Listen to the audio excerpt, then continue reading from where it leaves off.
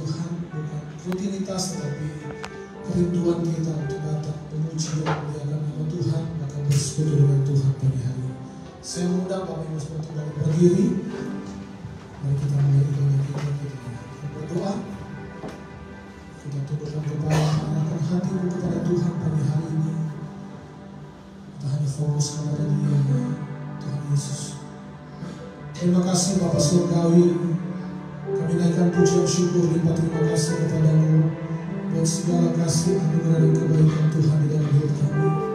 Tidak putus-putusnya Tuhan pertolongan, pemeliharaan, dan perlindungan-Mu Tuhan menjadi bagian setiap hidup kami pagi hari ini. Kami boleh ada sebagaimana kami ada, semuanya karena anugerah Tuhan. Terima kasih Tuhan untuk malam hari yang boleh kami lewati. Pagi hari ini Tuhan bersama sedang jemaat-Mu yang sedang di tempat ini. Kami mau memuliakan nama Tuhan. Kami rindu bersekutu dengan Tuhan. Kami rindu memuliakan, meninggikan, mengagungkan Engkau, sebab Engkau yang layak dipuji, disembah, ditinggikan, diagungkan selama-lamanya ya Tuhan. Hanya Engkau pusat pujian dan penyembahan kami. Hanya Engkau Allah yang besar, dahsyat dan luar biasa dalam hidup kami. Pertolongan demi pertolongan boleh kami nikmati sampai hari ini karena kasih-Mu dan pemeliharaan-Mu Tuhan. Bapa, pagi hari ini Tuhan, kami menyerahkan ibadah kami. Biar ibadah ini boleh berjalan sesuai dengan kehendak-Mu. Ibadah ini dibuat didesain hanya untuk kemuliaan nama Tuhan Yesus. Roh Kudus seluas-luasnya bekerja di dalam hati kami, bentuk kami sesuai dengan kehendak-Mu. Kami memberikan hati kami untuk kemuliaan Tuhan. Engkau kuduskan setiap kami, biarlah Tuhan nama Tuhan dimuliakan. Urapi kami yang melayani dan urapi setiap jemaat-Mu yang hadir Tuhan. Terima kasih Bapa, terpujilah nama-Mu kekal buat selama-lamanya. Kami menyerahkan ibadah pada pagi hari ini ke dalam tangan-Mu. Kami berdoa dan bersyukur di dalam nama Tuhan Yesus Kristus. Haleluya. Amin. Silakan duduk kembali Bapak Ibu Saudara. Mari kita menyembah Tuhan. Kita tinggikan Dia, kita agungkan Dia. Bapa, terima kasih. Syukur hanya bagi-Mu Tuhan. Kami boleh ada semuanya karena anugerah. Kami boleh menikmati pemeliharaan-Mu yang sempurna di dalam hidup kami Tuhan. Terima kasih Tuhan Yesus. Terima kasih Tuhan. Syukur hanya bagi-Mu Tuhan Yesus. Haleluya.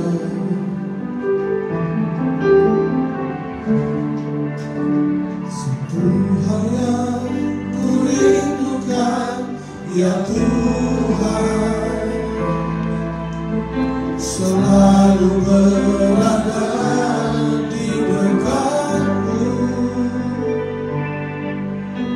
Dengan segenap hati, dengan segenap jiwa, ku menanti di hadirat-Mu. Satu hal yang ku rindukan, ya Tuhan, selalu berada di dekat-Mu. Dengan segenap hati, dengan segenap jiwa, ku menanti di hadirat-Mu. Lebih dalam lagi ku rindu Kau Tuhan, lebih dari segala yang ada.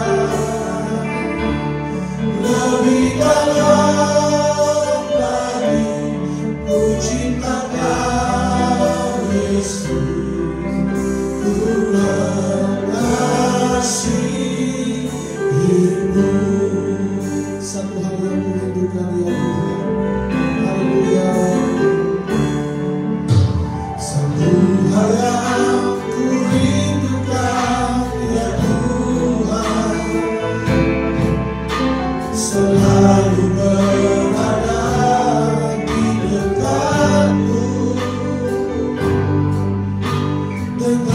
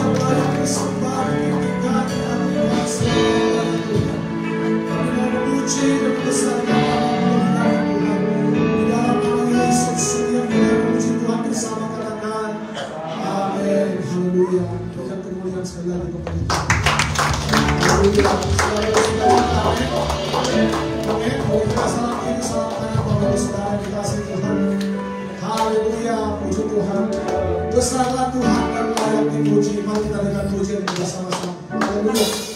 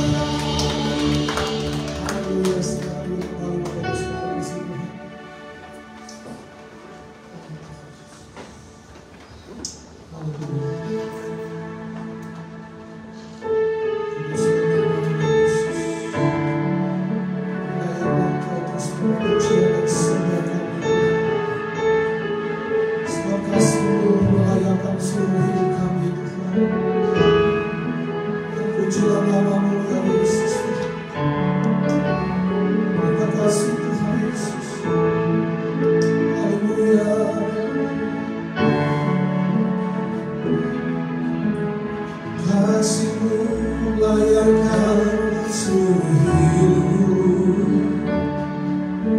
Mampukah ku melakukan yang kau inginkan?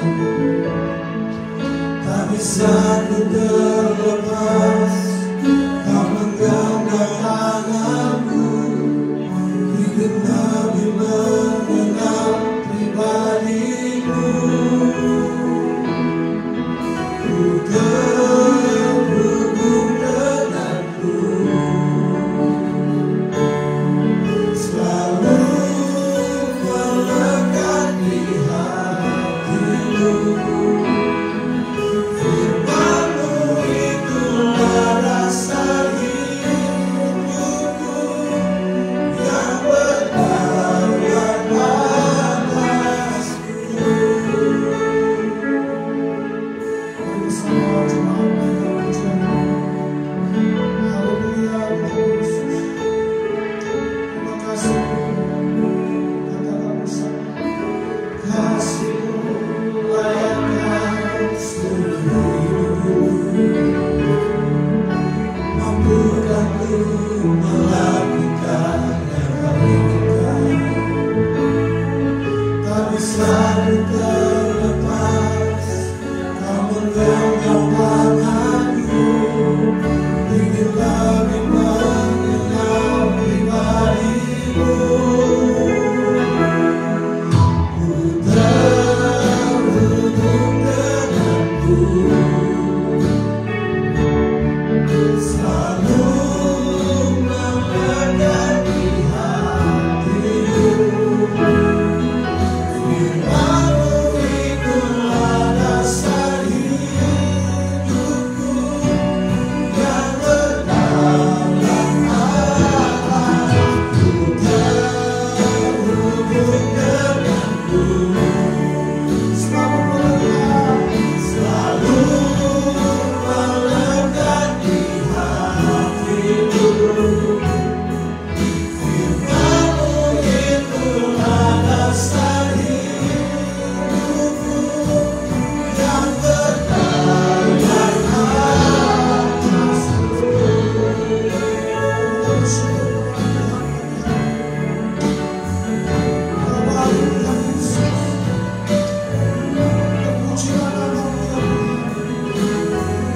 Kau sungguh yang sangat baik bagi kami. Terima kasih Tuhan Yesus. Kau selalu terima kasih kami. Haleluya.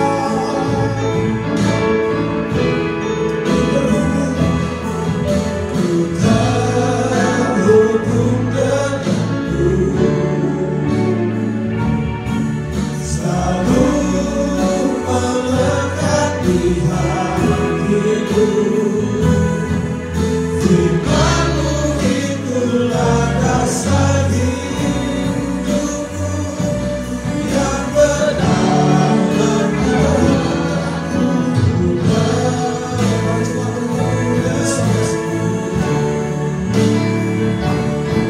Selalu melekat di hatimu. Firman-Mu itulah dasar hidupku yang berdaulat atasku. Bapa, Engkau yang melayakkan setiap hati kami, tuliskan setiap kami pagi hari ini. Biar setiap pujian dan penyembahan kami boleh menyenangkan hati-Mu ya Tuhan. Pagi hari ini Tuhan kami berdoa firman-Mu. Berbicara Engkau di dalam setiap kehidupan kami. Kau rapi dan pakai hamba-Mu dengan hikmat surgawi ya Tuhan. Kami diberkati dengan kebenaran firman Tuhan pagi hari ini. Kami bersyukur sambut firman Tuhan di dalam nama Yesus. Haleluya. Amin.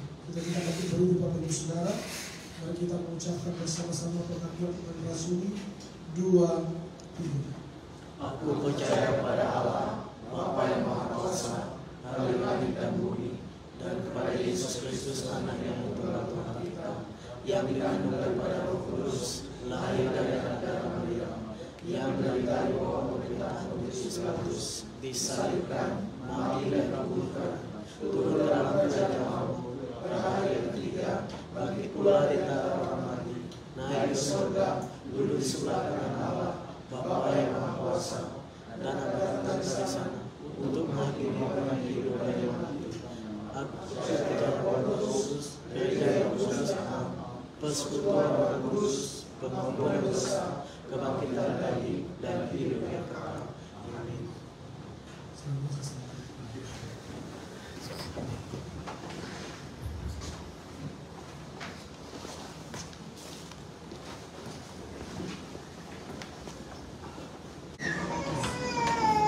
Selamat pagi Bapak Ibu, Saudara-saudara. Shalom. Shalom. Perkenalkan, nama saya Desi Matalu. Saya orang NTT, asli Sumber Timur.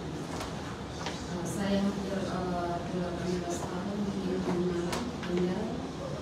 Jadi saya mengenal Rosania waktu saya masih kuliah dulu.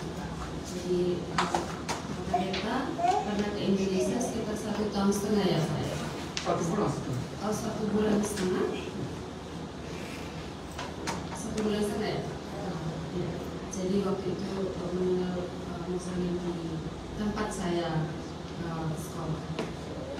Di Indonesia saya adalah seorang dosen dari Sekolah Tinggi Teologi Salem.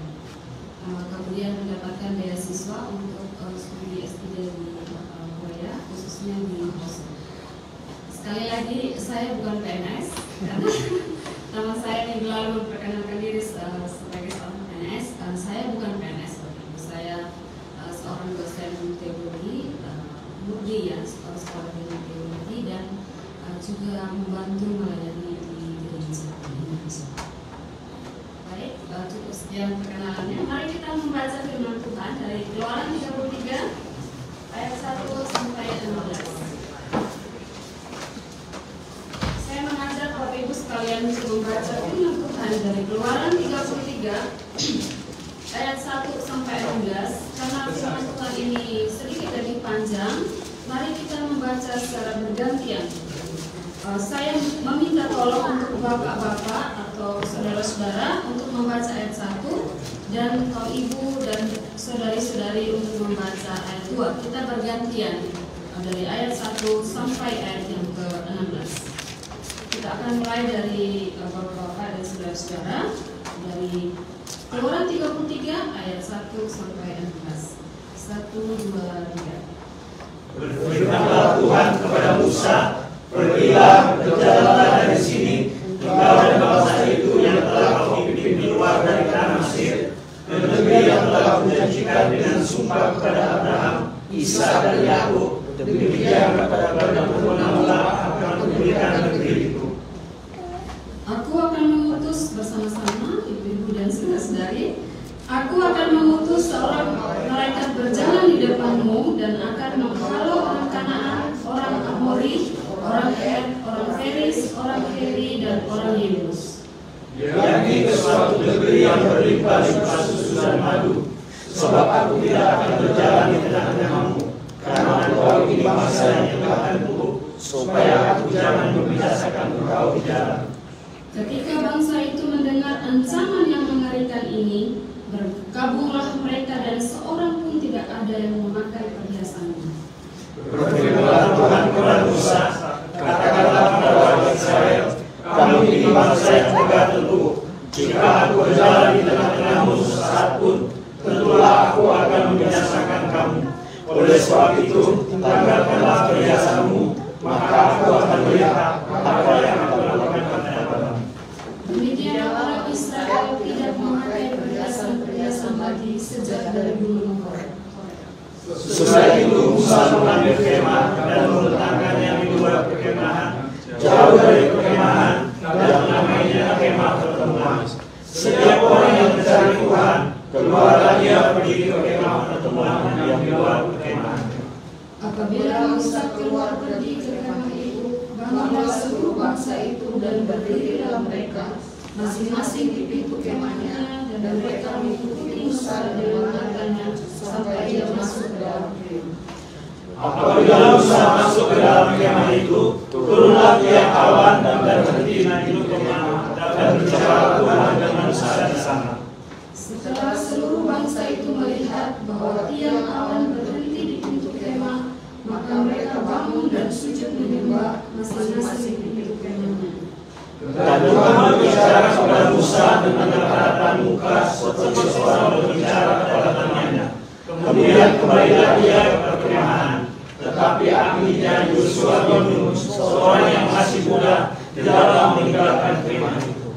Lalu berkatalah Musa kepada Tuhan, memang engkau berfirman kepadaku, suruhlah bangsa ini berangkat, tetapi engkau tidak memberitahukan kepadaku siapa yang akan kau utus bersama-sama dengan aku.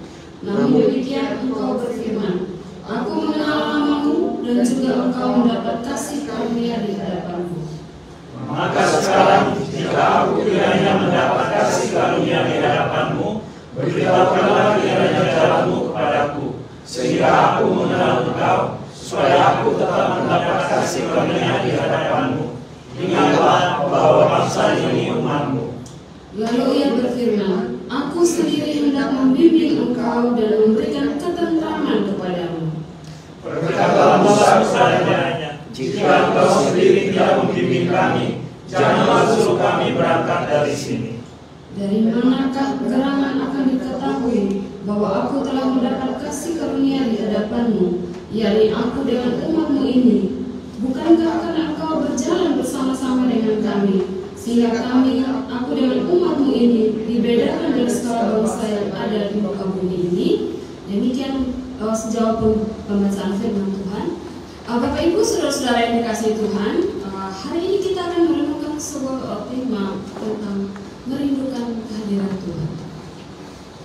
Sekali lagi tema kita hari ini dari teks firman Tuhan yang kita baca, itu kita akan merenungkan tentang merindukan kehadiran Tuhan. Bapak Ibu, pernahkah kita membayangkannya? Mungkin ketika kita duduk, ketika kita bekerja, ketika kita berjalan, atau ketika kita melakukan apapun dan terlintas di benak kita, benarkah saya merindukan Tuhan dalam hidup saya? Atau barangkali kita juga pernah berpikir begini, apakah saya ini jauh dari Tuhan? Atau juga dalam kondisi yang lain adalah kita merasa kehidupan kekristenan saya itu begitu-begitu saja, gitu ya.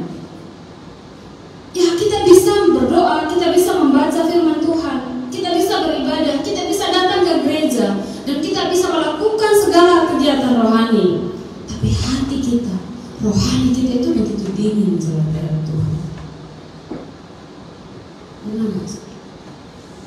Saya teringat saudara, ada satu contoh atau ilustrasi yang sering sekali seorang dosen itu menanyakan.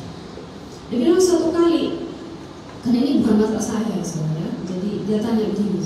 Suatu kali di masa-masa akhir hidupnya, Elvis Presley itu mungkin Bapak Ibu tahu ya, pernah diwawancarai. Satu pertanyaan yang sangat krusial ditanya oleh seorang wartawan. Pertanyaannya sangat sederhana. Dia tanya gini, apakah Anda bahagia?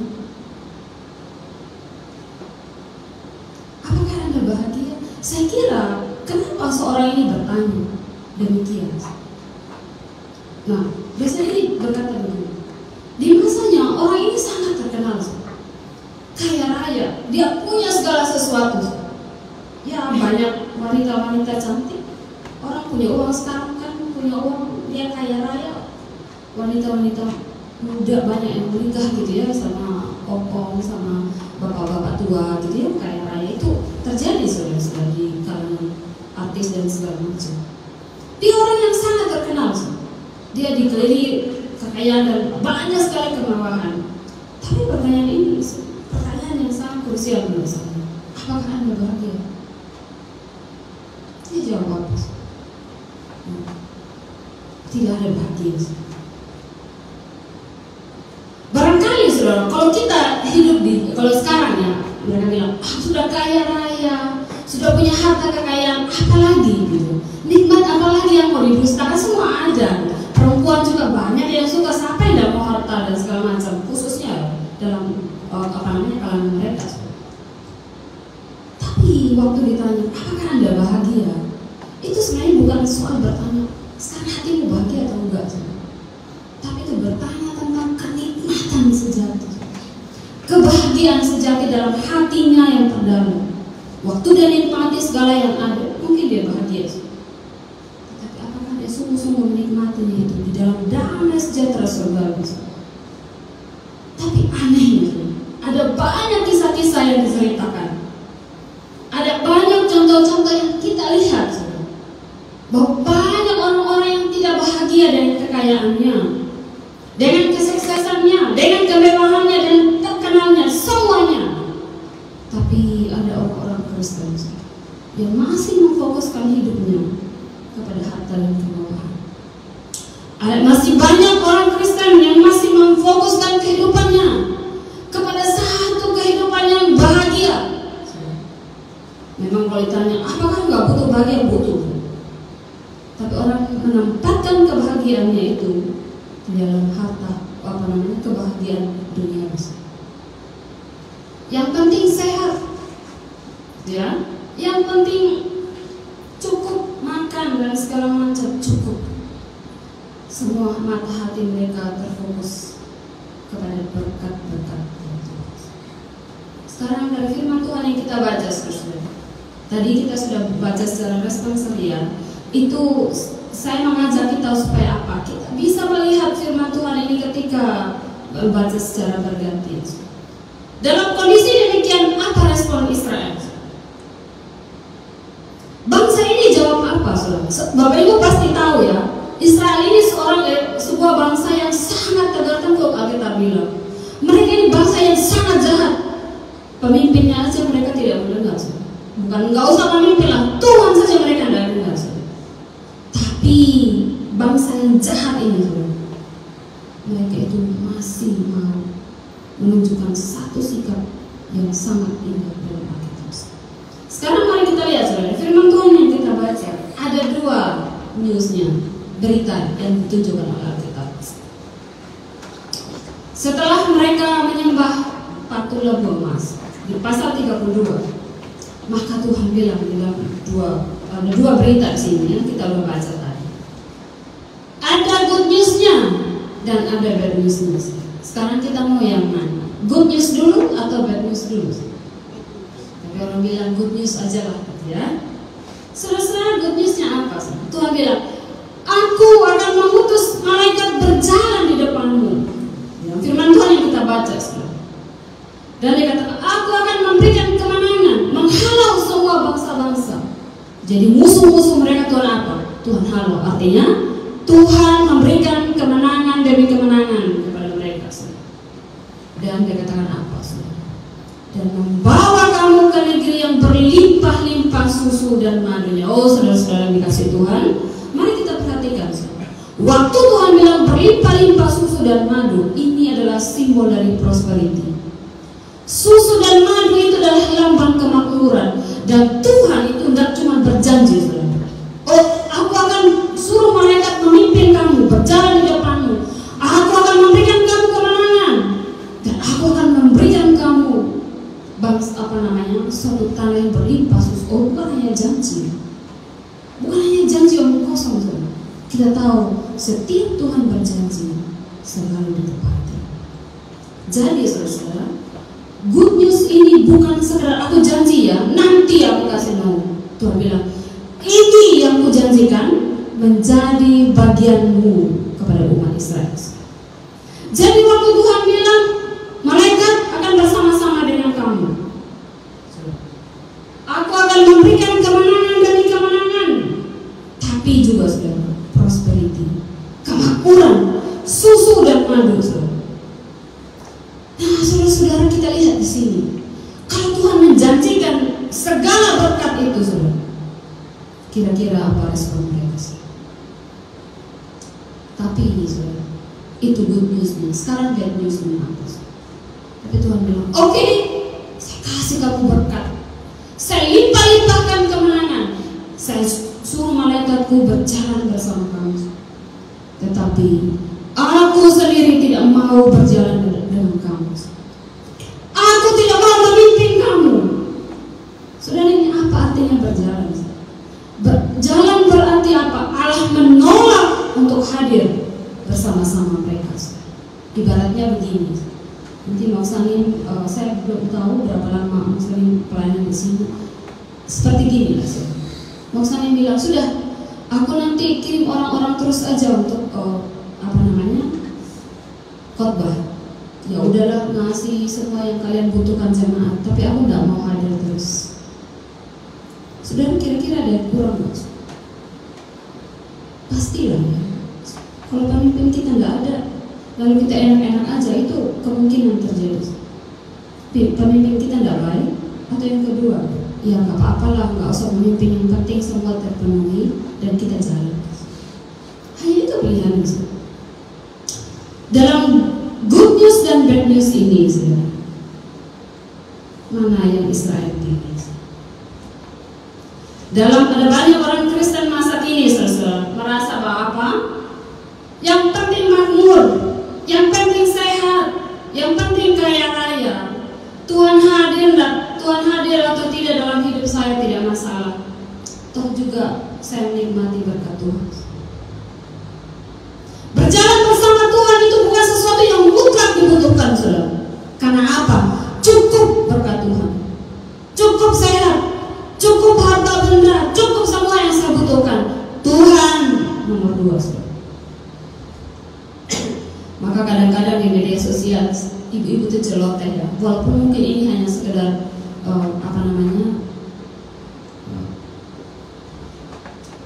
berita-berita gitu ya. Mereka bilang gini, tidak apa-apalah kalau suami saya nggak pulang-pulang, yang penting kan uang lancar. Nggak apa-apalah jauh-jauh, istri saya nggak pulang-pulang, nggak apa-apa, yang penting semua terpenuhi. Memang itu media sosial, kita nggak bisa percaya sepenuhnya, tetapi itu sebenarnya sudah menghilangkan. Kalau itu benar-benar terjadi, itu sudah menghilangkan relasi yang sesungguhnya. Karena kebutuhan dan persoalan mengalihkan hubungan yang sesungguhnya. Ini perlu sesuatu yang memang kayak humor ya, tapi itu fakta, saudara. Nggak apa-apa nggak pulang, nggak apa-apa. Ya yang penting uangnya lancar. Benar nggak? Apakah uang bisa menggantikan suaminya? Apakah uang bisa menggantikan istrinya? Kalau mau jujur tidak bisa, saudara. Tidak bisa. Tapi orang bisa berpikir demikian. Maka kalau kita lihat sini, apa respon Musa dan orang Israel? Ini yang sangat menarik. Waktu Tuhan bilang, Alkitab bilang ini ancaman yang berat, ancaman yang besar, itu menandakan apa? Ini bahaya. Jadi waktu Tuhan bilang, aku gak mau berjalan bersama kamu, mereka bilang ini bahaya, bahaya sekali bagi umat Tuhan. Maka mereka ini sadar diri. Oh, kenapa Tuhan gak mau berjalan bersama kita? Ini umat Israel. Mereka sadar diri, kenapa Tuhan gak mau berjalan bersama Israel lagi, saudara? Dalam konteks firman Tuhan yang kita baca, saudara. Kenapa Tuhan tidak bilang ini ancaman yang paling keras? Aku tidak mau lagi berjalan bersama kamu. Aku tidak mau memimpinmu. Karena kalau aku hadir, murkaku akan menyala-nyala atas kamu. Kenapa, saudara? Yang pertama, bangsa ini suka mengeluh. Mengeluh itu bukan hanya sekedar saya tidak mau, kenapa begini, bukan sekedar itu, saudara. Mengeluh ini juga apa? Mereka ini menolak Tuhan sendiri.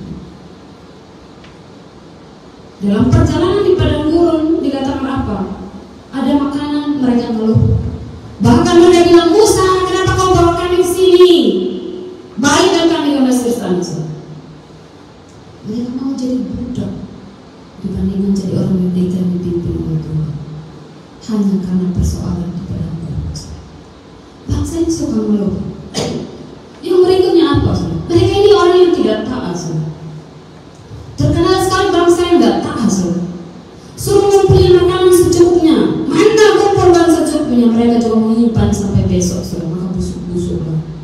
Maka dikatakan apa? Banyak yang mati gara-gara nggak taat. Sangat tidak taat sama Tuhan. Yang ketiga ya, ending atau puncak dari murka Allah. Mereka membuat patung yang buruk. Firman Tuhan ini ada kaitan misalnya. Mereka ini selalu pakai perhiasan, pakai emas. Yang sebenarnya perhiasan itu dibuat untuk apa sih? Nanti membuat tabernakel, saudara. Tapi apa yang terjadi dengan manusia ini? Mereka yang mestinya tadi dibuat untuk rumah Tuhan, mereka pakai untuk membuat Tuhan yang mereka sembah sendiri, yaitu lembu emas, dan mereka sembah. Saudara, bukankah ini pengkhianatan yang luar biasa terhadap Tuhan?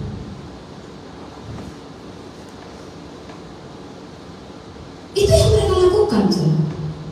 Dan puncaknya, saudara, ketika Tuhan memberikan ancaman demikian, apa yang mereka lakukan? Respons mereka sekarang, saudara. Dikatakan ketika mereka mendapatkan ancaman yang berat itu dari Tuhan. Ayat 4, saudara. Maka berkabunglah bangsa ini dan menanggalkan semua perhiasannya. Apa artinya menanggalkan semua perhiasan, saudara? Ini menunjukkan satu pertobatan yang sungguh-sungguh. Pertobatan yang sungguh-sungguh, saudara. Saya tadi mengatakan bahwa mungkin kita merasa Tuhan jauh dari saya, saudara. Saya tidak merasakan kedekatan dengan Tuhan. Baca Alkitab nggak ada maknanya, seperti biasa saja. Berdoa juga tidak ada kebangunan rohani. Tidak ada gairah yang membuat saya semakin cinta sama Tuhan dan Allah. Tidak ada kerinduan untuk terus mengasihi Tuhan, saudara. Barangkali, saudara, mungkin ada dosa yang kita sembunyikan. Tapi kita mau belajar dari Israel. Waktu Tuhan bilang, aku tidak mau berjalan di depan kamu, mereka cepat-cepat bertobat. Respon mereka adalah respon yang tepat. Mereka cepat-cepat bertobat, dan bertobat yang mereka adalah bertobat yang tepat. Dikatakan apa? Mereka meninggalkan semua perhiasannya, dan mereka itu menandakan suatu pertobatan yang sungguh-sungguh. Oh, ini adalah sisa-sisa dari membuat patung lembu emas yang membuat Tuhan murka, membuat Tuhan merasa dihianati. Dalam konteks perjanjian lama itu disebut mereka berselingkuh dengan Allah lain karena mereka tidak setia kepada Tuhan. Kalau itu dikatakan mereka melepaskan semua, itu tanda mereka sungguh-sungguh bertobat. Saya mengajak kita, baik saya sendiri maupun kepada seluruh jemaat. Jika kita mengalami kekeringan rohani dan kita merasa bahwa Tuhan begitu jauh dari kita, saudara, tidak punya gairah untuk mengasihi Tuhan, perlu kita renungkan. Mungkin ada sesuatu yang menghalangi saya dekat dengan Tuhan. Tapi kita mau belajar dari Israel. Apa yang mereka lakukan? Mereka bertobat dengan sungguh-sungguh. Lalu apa lagi yang mereka lakukan? Selain bertobat sungguh-sungguh kepada sudah Tuhan ya, Tuhan, aku sudah mengakui hari ini aku sudah melawan Tuhan, aku sudah tidak taat kepada Tuhan, aku sudah mengeluh, aku tidak setia sama Tuhan. Tuhan, ampuni saya, selesai. Oh tidak. Ada action yang mereka buat. Yang berikutnya ayat 8. Apa itu? Waktu dikatakan, jadi si Musa ini pergi, ada kemah pertemuan. Waktu Musa pergi ke kemah pertemuan, mereka berdiri di kemahnya masing-masing, saudara, dan mereka menantikan Musa. Apa maksudnya, saudara? Ketika tadi mereka sudah bersungguh-sungguh bertobat, saudara, mereka yang kedua adalah mereka punya kerinduan kepada penantian akan Tuhan. Orang yang bertobat sungguh-sungguh, mereka rindu kepada Tuhan. Mereka rindu, maka mereka nantikan, saudara. Mereka berdiri di depan kemah masing-masing dan nantikan Tuhan. Oh, saya mau lihat kira-kira awan itu berhenti enggak? Mereka menantikan Tuhan. Yang ketiga, ayat 10. Setelah tadi mereka bertobat, kemudian mereka menantikan Tuhan, dan yang ketiga dikatakan, ketika ayat 10 di Alkitab katakan awan itu berhenti pas di kemah pertemuan itu. Apa yang mereka lakukan? Mereka sujud dan menyembah. Ini menandakan satu pertobatan yang komplit. Mereka meninggalkan apa yang menjadi kebencian Tuhan. Mereka meninggalkan apa yang membuat Tuhan murka kepada mereka, lalu mereka kembali merindukan Tuhan, dan endingnya adalah menyembah dan memuji Tuhan. Ini pertobatan yang komplit, saya. Ada orang bilang, aku bertobat, aku gak mau selingkuh lagi Tuhan, aku gak mau mati lagi, aku gak mau berkhianat lagi, aku gak mau mencuri lagi, aku mau berhenti. Stop sampai situ. Next, mati. Gak ada apa-apa. Tapi kalau kita belajar dari apa yang dikatakan oleh firman Tuhan, waktu Tuhan bilang, aku gak mau berjalan di depanmu, maka Israel ini bertobat dengan serius. Saudara-saudara yang dikasihi Tuhan, respon Israel menunjukkan kesadaran diri bahwa tanpa kehadiran Allah mereka akan binasa. Tanpa kehadiran Allah mereka bukan siapa-siapa. Di dalam ayat 16 mengatakan bukti bahwa mereka adalah anak-anak Tuhan. Umat pilihan Tuhan adalah Allah bersama dengan mereka. Amin. Ini bukti, saudara. Bukti bahwa mereka ini adalah umat pilihan Tuhan. Yang membedakan mereka dari bangsa lain adalah Allah bersama-sama mereka. Nah, sekarang pertanyaannya bagi saya dan saudara, apa buktinya Anda dan saya jadi orang Kristen? Kalau Israel, ini bukti yang kita bilang loh, saudara, ya. Bukan saya melabeli diri. Oh, saya ini seperti Israel. Oh, karena saya adalah orang percaya umat pilihan Tuhan, maka saya adalah ini. Bukan labelin diri sendiri, saudara. Alkitab dan Tuhan memberikan identitas itu kepada mereka. Bukti bahwa mereka umat pilihan Allah adalah Allah berjalan bersama-sama dengan mereka. Sekarang kita bertanya pada diri, saya jadi orang Kristen udah berapa lama? Dan jadi orang Kristen berapa lama, saudara? Dan pernahkah kita berpikir apa sih buktinya saya jadi orang Kristen sampai detik ini? Kenapa saya tetap setia melayani Tuhan? Kenapa saya tetap setia mengikut Tuhan? Perlu itu direnungkan. Di dalam firman Tuhan dikatakan, jika Allah di pihak kita, siapa lawan kita? Ini menandakan apa, saudara?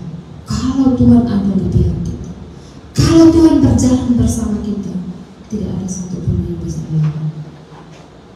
Inilah yang dimaknai oleh Israel.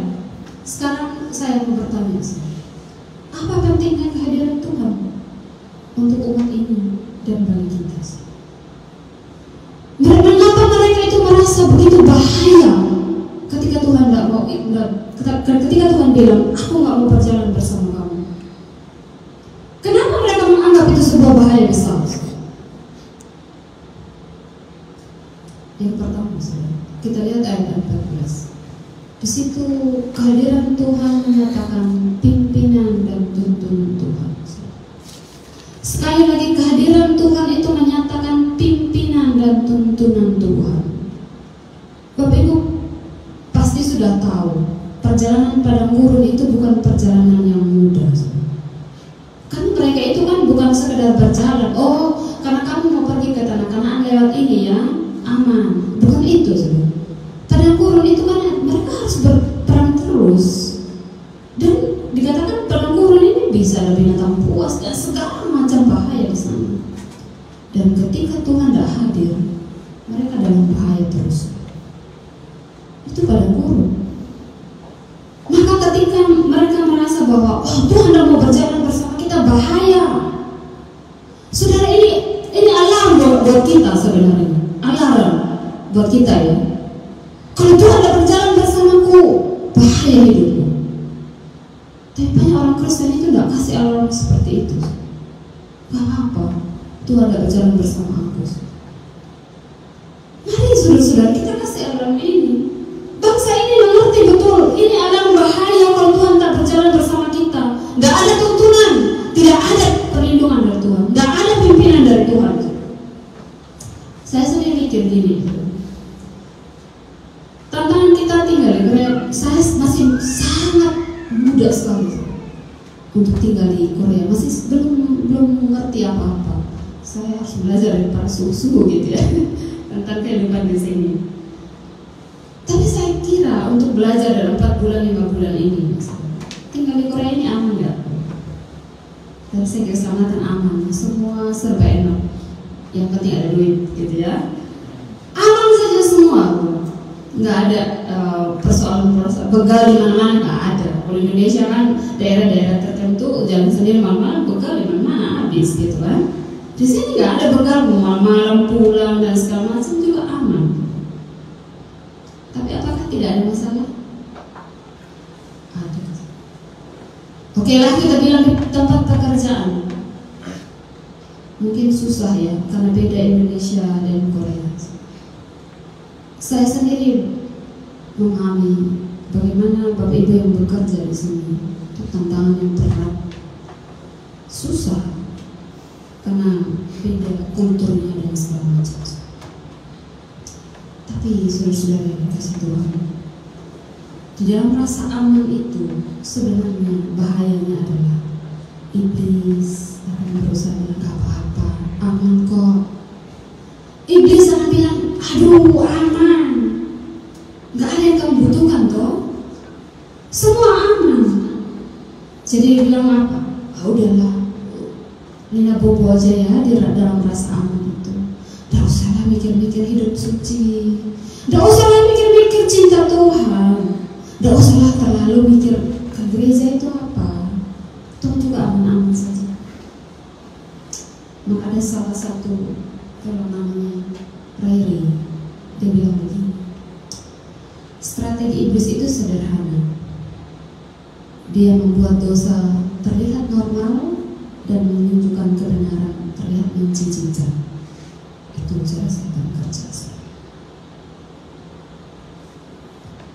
Iblis itu sederhana kerjanya, tidak menakuti kita dengan cara-cara yang begitu menakutkan. Tapi di dalam rasa aman itu dia akan menumbuhkan kecintaan kita kepada rasa nyaman yang terlalu tinggi. Lalu apa? Udahlah, lupakan Tuhan, jangan fokus Tuhan dan segala macam. Tetapi apakah ini benar? Dalam rasa nyaman ini, ketika kita di Korea, apakah kita tidak butuh Tuhan? Saya katakan, mari kita pasang terus alarm. Tanpa Tuhan di sisiku, tanpa Tuhan berjalan bersamaku, tanda bahaya dalam hidupku itu akan nyata. Tanpa Tuhan berjalan bersamaku, tanpa kehadiran Tuhan di dalam hidupku, alarm bahaya itu harus terus berbunyi dengan kencang. Kalau tidak, kita akan jatuh di dalam dosa-dosa yang tidak pernah kita pikirkan. Yang kedua itu kehadiran Tuhan menandakan ketentraman, dan Alkitab itu bilang rest. Saudara, waktu saudara-saudara capek pikiran, capek perasaan, capek fisik, apa yang paling kita butuhkan? Kelegaan. Musa ini, saudara-saudara tahu ya, dia menghadapi ini manusia-manusia yang memberontak. Mungkin kita pernah menemukan manusia-manusia yang memberontak sama kita, tapi Alkitab mencatat tidak ada yang sama seperti Israel. Saking berontaknya itu ya. Jadi mereka memberontak, mereka membuat Allah lain. Bagaimana ya sebagai seorang pemimpin? Dia pasti buntu. Maka Tuhan bilang apa? Aku akan berjalan bersama kamu. Aku akan memberikan ketentraman. Aku akan memberikan kelegaan. Itu yang disampaikan Tuhan. Maka waktu kita minta Tuhan berjalanlah bersamaku, itu sebenarnya kita minta Tuhan berilah aku kelegaan. Dalam Matius 11 ayat 28-30 itu ajakan juru selamat, itu judulnya saudara. Di situ Tuhan bilang apa saudara? Dalam Matius 11 ayat 28-30 Tuhan bilang apa? Tuhan Yesus bilang apa saudara? Marilah kepadaku semua yang letih lesu dan berbeban berat, aku akan memberikan kelegaan kepadamu. Mengapa ini penting? Karena kalau orang nggak tentram, wah bisa kacau saudara. Bisa kacau saudara. Tapi Tuhan tahu betul bahwa Israel ini butuh kebangunan rohani. Mereka harus butuh kebangunan spiritual. Karena itulah dia kata apa? Hatinya harus tenteram. Hati mereka harus mendapatkan kelegaan. Karena tanpa kelegaan mereka tidak akan bisa merasakan kelegaan yang sejati dalam Tuhan. Bapak Ibu pasti pernah mendengar ya cerita tentang Thomas Dorsey yang menuliskan lagu Precious Lord Take My Hand. Nah, dikatakan begini, saudara. Kisah ini waktu itu si Dorsey ini berumur 32 tahun dan dia baru saja menikah. Dan satu kali dia pergi ke St. Louis untuk menyanyi. Dia sebagai solois utama. Dan dia pergi ke sana, saudara. Dia tinggalkan istrinya yang hamil tua, anak pertama mereka. Saudara. Waktu dia pergi, saudara, sebenarnya dia agak ragu. Dan kisah ini, saudara. Dia agak ragu untuk pergi, saudara. Karena satu, istrinya hamil tua, anak pertama mereka. Dan waktu dia balik lagi, ketika dia lupa kotak musiknya, di situ dia katakan begini, saudara, dalam kisah itu. Ada sesuatu yang menggerakkan hatinya. Dorsey, jangan pergi, tinggal bersama dengan istri, temani istrimu. Gitu. Tapi karena banyak orang yang mengingini dia untuk menyanyi, saudara. Ini bukan menyanyi umum, saudara. Ini dia menyanyi di sebuah KKR besar. Karena dia itu banyak orang yang mengingini dia untuk menyanyi, akhirnya dia pergi. Waktu dia balik tadi, istri itu tidur, saudara. Dan dia nggak sempat ngomong, lalu dia pergi, saudara. Ketika keesokan harinya dia menyanyikan banyak lagu di KKR itu, saudara. Waktu dia ada kesempatan istirahat, dia duduk. Karena ada seseorang yang datang kasih surat, mungkin seperti wesel gitu ya, saudara-saudara. Di dalam wesel itu tertulis kata ini, istrimu sudah meninggal. Dalam kisah itu dituliskan begini, wah, semua orang menyanyi, bersorak-sorak, bertepuk tangan dan menyembah Tuhan, saudara. Tapi dia katakan, saya nyaris saja tidak bisa menahan tangisan saya, kata Dorsey. Lalu cepat-cepat dia telepon, dia panggil telepon. Di situ dia mendengar suara-suara, istrimu meninggal, istrimu meninggal, istrimu meninggal. Lalu dia cepat kembali. Waktu dia kembali, dia dengar bahwa istrinya itu sudah melahirkan anak pertama mereka, anak laki-laki. Dia katakan, ini antara sedih dan senang karena istrinya sudah meninggal, tapi sekaligus juga anaknya sudah lahir, anak laki-laki. Tapi dikatakan malam itu juga anaknya yang meninggal. Wah, itu dia katakan, dia sangat begitu hancur, hampir. Dia bertanya kepada Tuhan, Tuhan, aku melayani Engkau ya Tuhan. Aku bernyanyi buat Tuhan. Aku pergi di KKR dan untuk melayani di sana, menghibur banyak orang, menguatkan ribuan orang. Tapi Tuhan tidak adil kepada saya. Kenapa istri saya betul panggil dalam kondisi saya melayani Tuhan? Lalu kemudian anak saya. Tetapi suatu ketika sudah dia katakan, nah, jadi dia masih menguburkan anaknya itu bersama istrinya. Dan dia berhari-hari dia mengurung diri, dia tidak mau bertemu dengan siapapun. Tapi ada satu teman yang ngerti betul hati dia. Suatu ketika si teman ini ajak dia untuk pergi sekolah musik. Lalu di situ dia udah malas ya. Dia itu bukan sudah senang semangat lagi, masih hopeless. Tapi waktu di sekolah musik itu dia mulai main piano. Dia katakan tanpa disadari, tanpa dipikir-pikir gitu ya, dia mainkan musik, lalu dia menikmati musiknya. Lalu tiba-tiba dia tercipta sebuah lagu dan liriknya begini, Precious Lord, take my hand, let me on, let me stand. I am tired, I am weak and worn.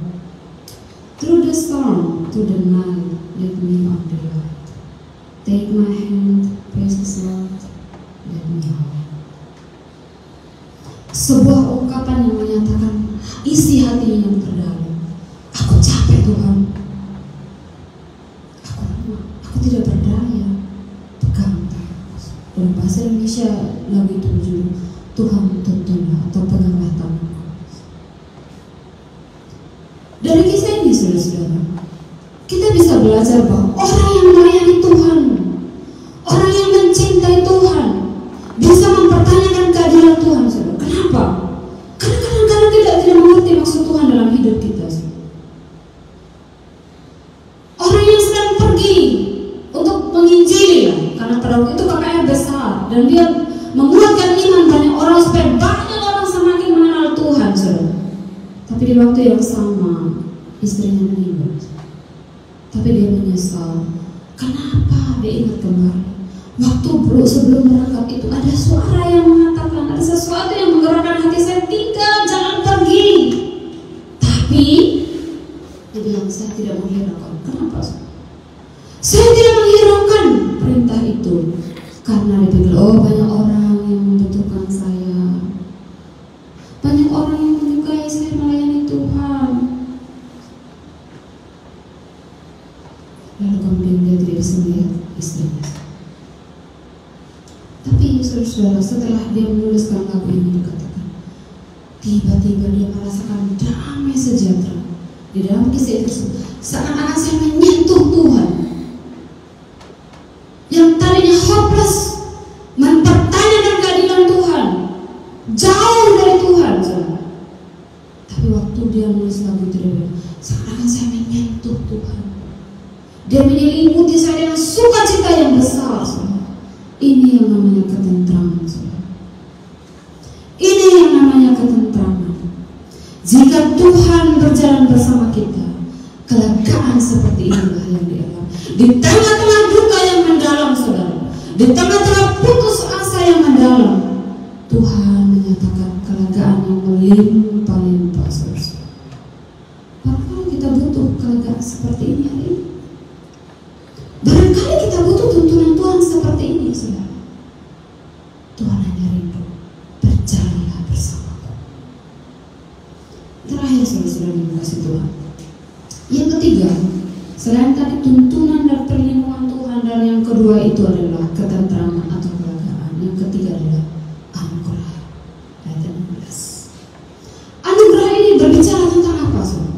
Berbicara tentang kebaikan demi kebaikan Tuhan. Goodness of God. Kebaikan demi kebaikan. Namun kita juga perlu pahami, saudara, di dalam kemurahan Tuhan itu ada love and wrath. Ada kasih dan murka Tuhan. Maka tadi ada good news and bad news. Tuhan tidak bisa berkompromi dengan dosa, saudara. Karena itu dalam Tuhan, aku mengalami kebaikan demi kebaikanmu. Yes. Ada banyak kebaikan Tuhan yang kita alami hari demi hari, saudara. Tapi ingat, di dalam kemurahan Tuhan juga, Tuhan sangat membenci dosa, saudara. Sehingga Tuhan rindu juga sebagai anak-anak Tuhan, kita mendapatkan cinta Tuhan yang besar, tapi kita juga membenci apa yang dibenci oleh Tuhan. Saudara-saudara yang dikasihi Tuhan, apa kebaikan Tuhan yang dialami bangsa ini? Tuhan pelihara mereka hari demi hari.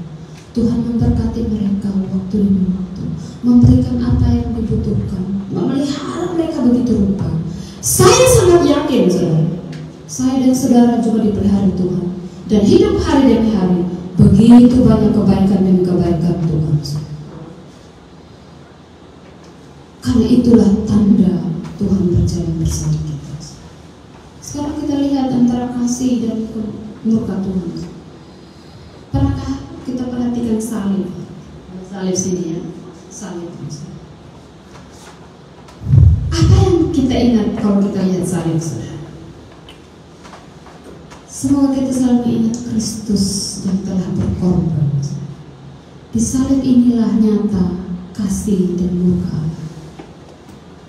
Kasih itu apa? Nampak anaknya yang tunggal, Yesus Kristus, harus mati bukan untuk dosa dia, bukan untuk kesalahan dia, tapi untuk kesalahan umat-umatnya, untuk dosa kita semua, saudara. Tapi dia bertanggung segala hinaan. Saudara-saudara, pernah nggak dihina orang, tapi bukan Anda yang salah? Pernah nggak dimarahi orang dan disalah-salahkan oleh orang, kau yang salah, ini gara-gara kamu, ini gara-gara kamu, tapi bukan Benci nggak saudara? Jengkel nggak saudara? Oh sorry ya, ini tempat kerja ya, biasa. Melakukan sebuah kesalahan yang bolehlah dia bisa human error ya. Jadi mungkin entah alat yang salah, robot yang salah, apa nggak gitu ya. Tapi bos bilang nggak mau tahu, lu yang salah. Dan semua orang bilang gara-gara lu ya, gara-gara lu ya, gara-gara lu ya, gara-gara kamu ya. Semua orang tertuju kepada kita sebagai orang yang bersalah. Tapi sebenarnya kita nggak salah. Apa yang kita rasakan? Sedih sekali. Yesus lebih dari itu. Untuk dosa saya dan saudara, dia harus tanggung rasa malu, dia harus tanggung penderitaan. Kenapa demikian? Karena Allah murka terhadap dosa. Sekalipun ada kasih di dalamnya, dia harus menanggung semua penderitaan akibat daripada semua dosa kita. Inilah anugerah Tuhan. Karena itulah hadiah terbesar kita sebagai orang percaya, Kristus. Dialah yang jadi fokus hidup kita. Karena itu ada banyak selain berkat keselamatan, ada berkat-berkat yang kita nikmati dalam hidup kita. Karena itu saudara-saudara yang dikasihi Tuhan, biarlah kita berkata, without God, we are nothing. Biarlah kita selalu menyadari bahwa tanpa Tuhan aku bukan apa-apa. Tanpa kehadiran Tuhan di hidup saya tidak bisa buat apa-apa. Karena itu mari kita fokus bukan kepada berkat Tuhan. Jangan fokus kepada good news-nya. Perhatikan bad news-nya, supaya kita mempunyai pertobatan yang sungguh-sungguh.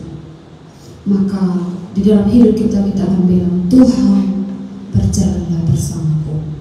Karena ketika Tuhan berjalan bersamaku, ada perlindungan dan tuntunan Tuhan, ada rest, ada kelegaan dari Tuhan, dan ada anugerah, kebaikan dan kebaikan yang Tuhan kasih buat kita.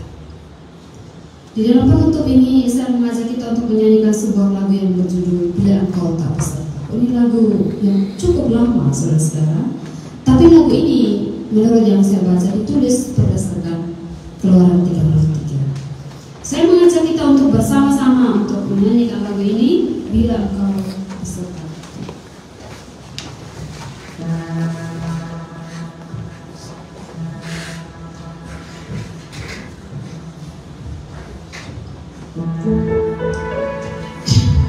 Mari kita sungguh-sungguh mengakui bahwa bila Tuhan tidak besertaku, kita tidak mau bersama.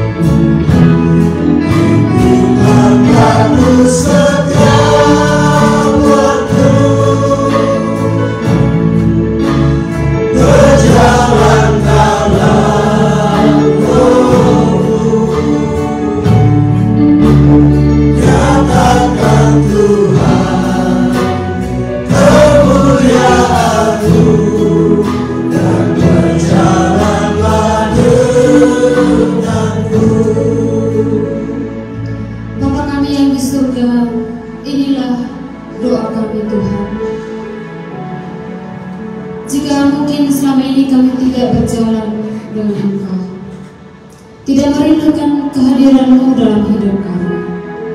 Kami mohon ampun atas segala dosa kami Bapa. Biarlah dengan hati yang sungguh-sungguh kami sadar, tanpa Tuhan kami bukan siapa-siapa.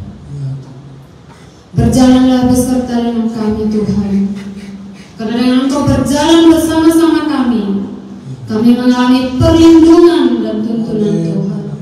Kami merasakan kelegaan dan ketentraman dari Tuhan, dan kami mengalami anugerah kebaikan demi kebaikan dari Tuhan. Oh Bapa, biarlah kami sungguh-sungguh sadar bahwa Tuhanlah yang menjadi fokus kami. Relasi dengan Tuhanlah yang perlu kami terus bangun dengan intim ya Tuhan, bukan atas berkat-berkat-Mu Bapa. Apalah artinya mana? Apalah artinya harta benda? Apalah arti semua yang kami miliki tanpa Engkau di sisi kami Tuhan? Karena itu Bapa, firman-Mu yang begitu sederhana ini memberkati kami, membangunkan iman kami, spiritual kami, untuk mencintai Tuhan lebih lagi, mengasihi Engkau hari demi hari, merindukan Engkau. Dalam doa-doa kami minta Tuhan, berjalanlah bersama kami. Terima kasih Tuhan, dalam nama Tuhan Yesus kami berdoa. Amin.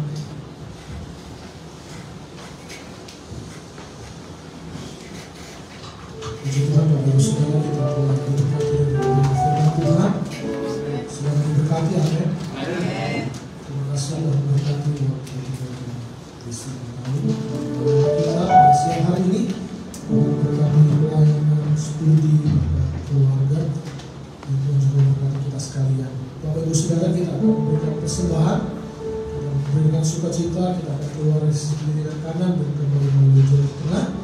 Kita memberikan sukacita bersama Tuhan dan layak dipuji.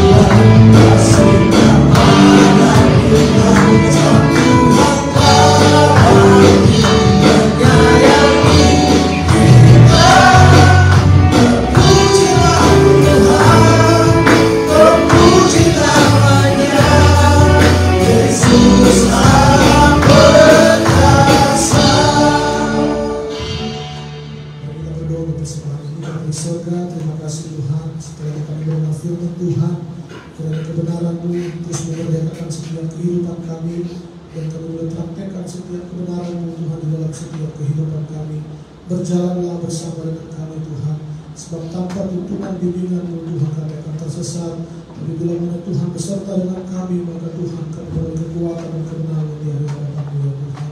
Terima kasih Bapa, sidang Jumat-Mu telah memberikan kepada persembahan tanda ibadah kami. Berkatilah Tuhan persembahan ini ya Tuhan, dan setiap persembahan ini boleh dipakai untuk kemuliaan nama Tuhan.